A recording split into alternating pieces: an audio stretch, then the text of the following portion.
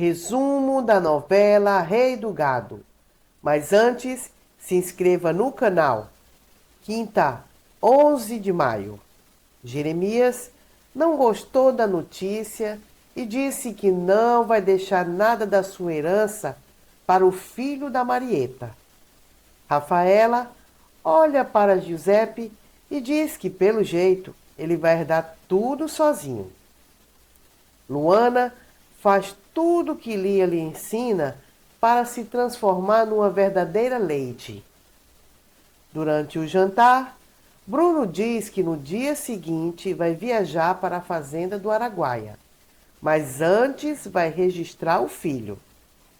Luana conta o nome do seu filho para Marcos e Lia.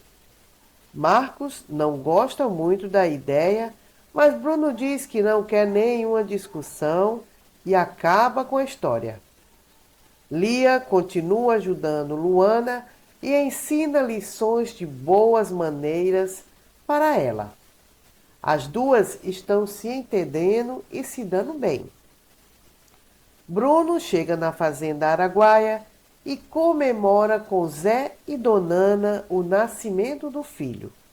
Bruno diz ao casal que nunca tinha imaginado viver uma felicidade dessa, de ver um filho nascer pelas mãos dele, numa tapera e debaixo da luz de um lampião.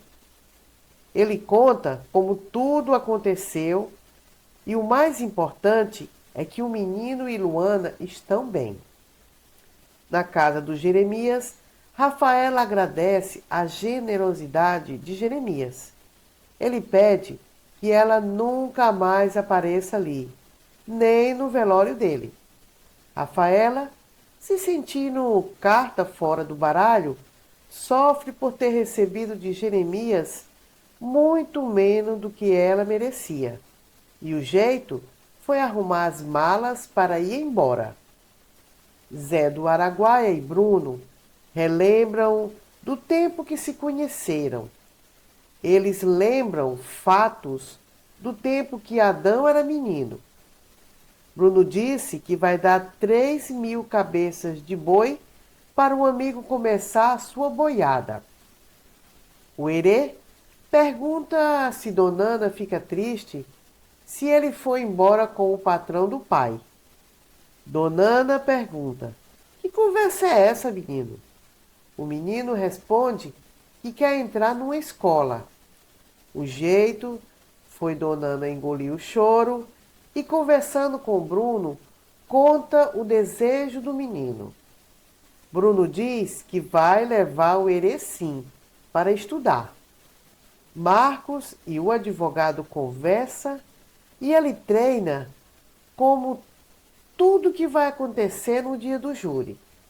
Ele explica tudo o que ele tem que dizer e que ele não pode dizer que matou o Ralph.